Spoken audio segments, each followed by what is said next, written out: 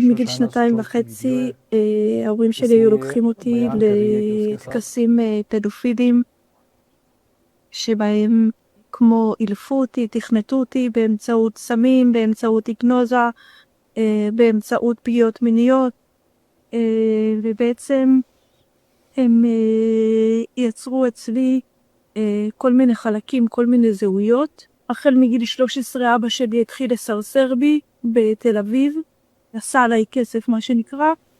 הפגיעות המשיכו עד גיל די מאוחר. בעצם מה שקרה עכשיו זה שאפילו שכבר פרסמתי את זה ואפילו שכבר סיפרתי, אבא שלי ממשיך לפגוע בי. הוא הגיע לדירה שלי ואני שכרתי דירה באופן עצמאי, גרתי לבד. הוא הגיע לדירה ופגע בי שוב.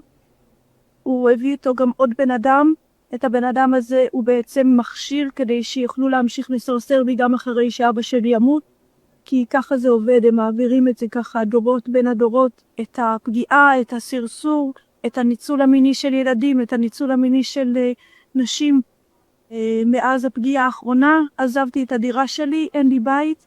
לבינתיים מצאתי כמה אנשים טובים שמסכימים לארח אותי כל אחד לכמה ימים, אבל אין לי ממש דרך לפרנס את עצמי, כיוון שאני מתמודדת עם הפרעת זהות דיסוציאטיבית, זה נקרא DID.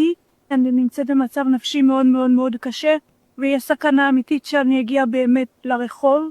אני חושבת שמאוד מאוד חשוב לעזור לי, כן, שתהיה לי תמיכה נפשית, שיהיה לי ביטחון כלכלי, שיהיה לי שקט נפשי, שיהיו לי אנשים שיעזרו לי, שיהיה לי ביטחון פיזי, שיפסיקו לפגוע בי. चीज़ों को ज़ाहिर दिखाने का जो मकसद और हदफ भी ये है कि हमारे जवान उम्मत मुस्लिमा के जवान धोखा ना खाएं उन नारों से, और वो जो शिआर लगाए जाते हैं या वो जो उनको एक सब्ज़ बाग दिखाए जाते हैं कि आप अगर इस तहज़ीब, इस तमद्दुन और इस आइडियोलॉजी को फॉलो करेंगे तो फिर क्या होगा, फिर आप वो इंसानी अक़दार और फिर जो है वो कमाल और शरफ़ और आप इंतहाई बेहतरीन इंसान होंगे। ये वो हैं, ये एप्स्टीन फाइल्स वाले हैं, ये इस तरह के लोग हैं। इनकी ज़ाती ज़िंदगी इस तरह से, इनके अखलाकियात इस तरह से, इनके जिनसी मसाइल इस तरह से, इनकी ज़बान और झूठ। आप देखें कि जिस तरह से अभी ज़ुल्फ़िकार भाई बता रहे थे कि ख़ुद वहाँ की रिसर्च जो इदारे हैं या वहाँ की जो आर्टिकल्स हैं वो क्या बता रहे हैं कि ट्रंप कितना झूठ बोलता है।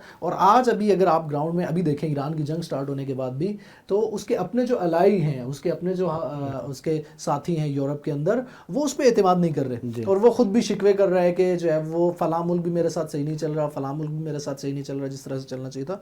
उन्हें ख़ुद वो नहीं है। फिर जो अरब ममालिक हैं, अरब ममालिक ने जब वो थोड़ा सा शिकवा करने की कोशिश की कि हमारे उसमें अड्डों पे मिसाइल लग रहे हैं, हमारे मुल्क के अंदर आपके अड्डों पे, तो वो आगे से बयान में जवाब क्या देते हैं अपने अलाइज़ को, अपने दोस्तों को, अपने साथियों को, कि भाई हमें ऐसे दोस्त और साथी नहीं चाहिए जो हर वक्त शिकवा करते रहें, और ऐसे कमज़ोर लोग जो अपना दिफा ना कर सकें और फला ना कर सकें। ख़ुद अमेरिका और इसराइल के अंदर भी इस वक्त ऐसी खींचातानी मौजूद है कि इसराइल को ये परेशानी है कि कहीं ऐसा ना हो कि अमेरिका हमें इस जंग में अकेला छोड़ दे। तो असलन ख़ुद भी जब ये साथ चल रहे होते हैं तो एक दूसरे पे इन्हें कोई एतमाद नहीं होता, कोई एतबार नहीं होता, असलन कोई ऐसी